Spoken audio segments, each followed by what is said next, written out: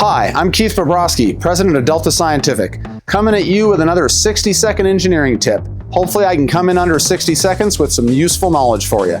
Here I have Delta's DSC 800 hydraulic M30 rated bollard that'll stop a 15,000-pound truck at 30 miles an hour. When you're installing any of these bollards, drainage is of paramount importance. And you'll look here at these close-ups of these two bollards. The bollard drain is coming out the bottom of the bollard, and we have standoffs for that.